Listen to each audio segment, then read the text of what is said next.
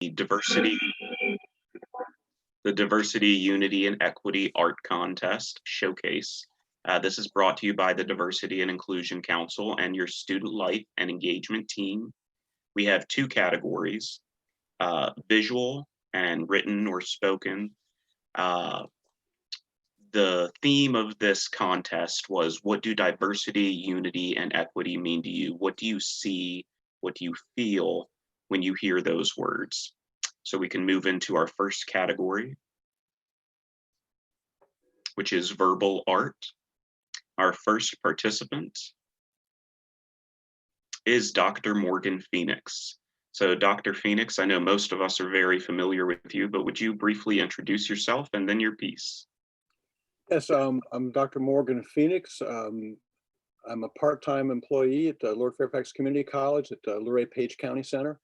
I've been with the college since, I think, 2008. I was dean for a period of time, and one of the proudest moments of my deanship was to approve a memoir writing class for Dr. Kendrick. It was sort of against my wishes. I didn't think it would make for 12 students, and 14 or 15, and he said it would, and so we bet that if the class made, that I would take the course. And I said, yeah, sure. And I assumed that it wouldn't make. It did, and I've taken 14 or 15 classes with him since then, and have published a couple of books, things that have been written in that class, I'm very, very proud about this, not the piece of writing so much as where it came from with regards to diversity and the personal journeys of students in the class. The last couple of classes have been remarkable for what people were willing to share, or wanted to share about their journey, and that's where this presentation comes from. And I'll be glad to supply the full text of a 8 or 9 page short story. It's entitled Mise en Place. And if you, I don't, that's not gonna, there we go.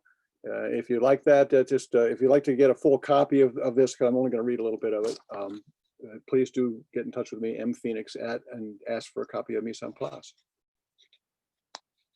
Shall I go further then? Should I go with my presentation? Sure. Okay, very good. Yes, and so once again, this is a short story entry from a Brent Kendrick creative writing class 2 semesters ago, and this is in honor of those more than a few students in the class who shared daring, I mean truly daring expressions of their of issues of social and sexual orientation particularly. And so what I'm going to do here, this is a short story entitled Mise en Place. It's a culinary arts term about having everything where it's supposed to be. And I think we do that with our lives as well, and especially with regard to issues of orientation. And I'll just very, very briefly summarize the story up to the point where I'll begin reading, which is the very ending. And it's Mise en Place is a story about a man named Gene, who has inherited his family a restaurant after his father's death, and his mother stayed on in the restaurant, but is leaving Gene in charge. Gene is going to take over the restaurant, having worked there for a number of years, but she harangues him several times each day about the issue of finding a wife. And it was Dr. Kendrick that gave us the first sentence of a short story, and I'll follow from there. And it was a Jane Austen about how a rich man is always in need of a good wife. And so, but she's after him every day about that, harangues him daily about finding a wife, starting a family. Gene has renamed the restaurant, which was Jack's Place, to Chez Moi. Okay, Chez Moi, my place. Okay, his own, and it's thriving, and it's based basically on his personal essence comes through in everything he does in the restaurant. He sports a ponytail. He's got long hair. Keeps up in a ponytail. He wears some makeup, I guess, to have the customers feel comfortable with his way. He's created a soft and inviting ambiance in the restaurant, and the employees and the patrons enjoy the place very much for the food. And Jean's mother, however, asked on one of her phone calls, many daily phone calls to her son, complaining that the new barman at the restaurant, whose name is Jay, is too small and too weak looking to be working as a barman in charge of the bar in this restaurant. And one late evening, upon closing, it looks like Jean's car is not going to start, and Jay offers to drive Jean home. So here's the bit of the story. He's tapping on the window of the car, and Jay's in there trying to start it. I'm sorry, Jean is trying to start his car, the owner. You okay? It was the barman, Jay. I heard the clicking. The cooks are going home. Did you leave your lights on today? Jean gathered his bag and his phone and opened his door, stepping out. I don't know, he said. I'll figure it out tomorrow. No problem. I was just calling a cab. Heck no, Jay said. I can drive you. Come on. You're always helping. You're always helping everybody. And thanks for the books and brochures you brought today. Where do you live? Tosa, just over the city line. Are you sure you can drive me? They went to Jay's car, and within a minute or two, they were on their way. I see you let your hair down, Jay said. That's his ponytail, Jean's ponytail. I see you let your hair down, Jay said, smiling. He hesitated and cleared his throat. So could a bartender at Chez Moi grow his hair out? Sure, Jean said. Why not? Just so it doesn't get in the drinks or in the blender. My mom is always after me about my hair all the time. She says my ponytail will make it tough for me to find the wife she wants me to marry. I never let my hair down in front of her. You too? Jay asked. My pops is always telling me how I'm never going to find the right man, to marry, a good husband. The words froze in the air. They drove in silence, other than Jean giving directions. They finally arrived at Jean's small bungalow, a quiet, shaded street. Jean turned to thank Jay for the ride. A sudden curious surprise. The barman's eyes glistened. Tears. I guess I said too much, Jay whispered. I'm sorry. No, Jay. Hey, no, it's okay. Jean hesitated. We could talk about it. The car's engine idled.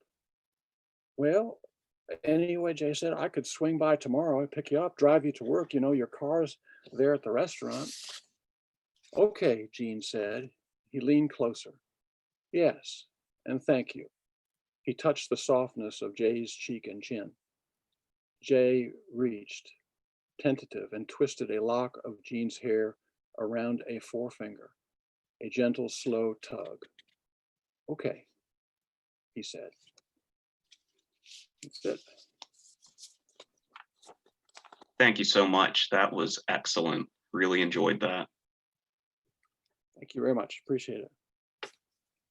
All right, and our next contestant, Caroline. Caroline, are you on? Can you unmute yourself if you are?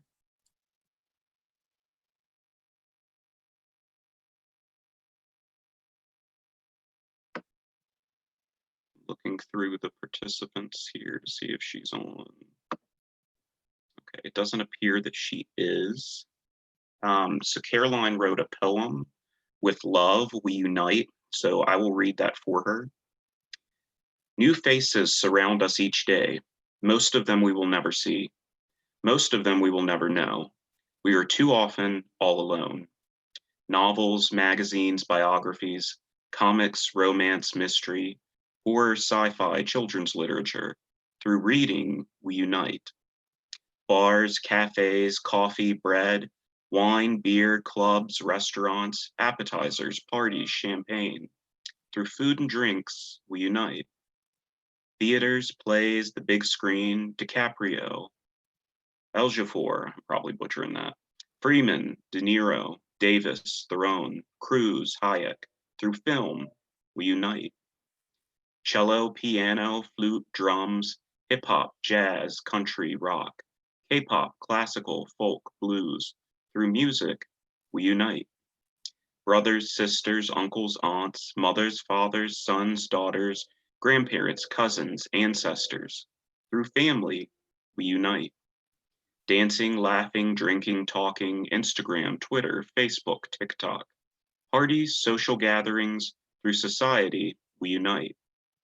War, politics, religion, climate change, freedom, rights, prejudice, racism, Protests, marches, amendments, through debates, we unite. Peace, empathy, forgiveness, understanding, compassion, hope, change, imagination, dreams. Through love, we unite. So that is Caroline's poem. We thank her for sharing that with us. And I believe that moves us on to the visual art category. So our first participant there is Christian Parker. Christian submitted this work of art and he has a video describing it for us. And this represents equality, unity, and diversity. This represents unity, diversity, and equality because we all feel the same emotions and we all are the same on the inside. So that is Christian's work of art there. Beautiful pencil drawing. So let's move on to our next contestant, Nicole McConnell. Most of us know Nicole, but Nicole, I know you're on here, so would you please introduce yourself for those who don't and your piece? Okay, hello, my name is Nicole McConnell and I work at Fauquier. And my piece, I titled it Hands Together. It's made out of one symbol, a hand. All the hands are the same size, but it takes all the hands pointing different directions and in different colors to make a beautiful picture. If we exclude one hand or we color them all the same, we don't see the picture. And that describes how we all work together. And without all of us together, we don't have a beautiful picture. Very nice. I like that a lot. All right, and our final contestant, I believe, here in this category, Shayna Hepner. Shayna, I'm pretty sure I saw that you are online on this call. Could you unmute yourself and tell us who you are and about your piece? Yeah, hi, I'm Shayna. This is my second year at Lord Fairfax. I'm a student. And this piece is a collage that I made. The background is composed of varying elements of nature and that come from different parts of the earth. So there's some penguins underwater. There's a scene in the woods and you can see some deer peeking out. And then there's a mountain range. And on top of that are different kinds of people. So the idea is that, you know, there's diversity everywhere. There's diversity in nature. There's diversity in each one of us. But what brings us all together, what unifies us on a single playing field and a level playing field is love. And that's why the word love is up there in the top right corner. So I really like that. You made great choices in that. Really beautiful. Thank you. I'm really happy with it. You should be.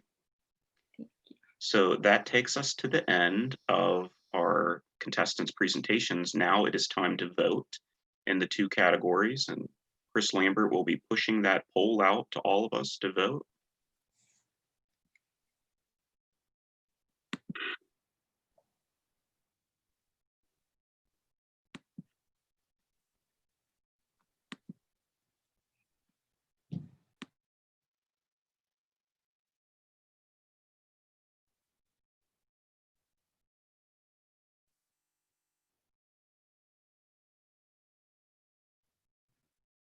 It's so hard to vote. They're so amazing. All right, everybody, I'm about to release the results. Is everybody ready? Yes, we are. All right, so in the verbal art submission, Dr. Morgan Phenix wins it.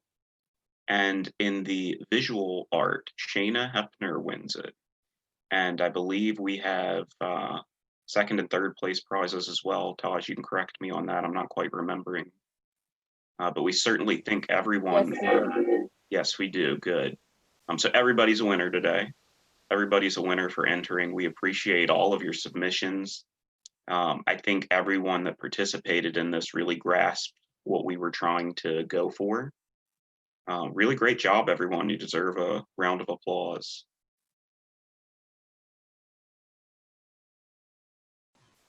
Thank you.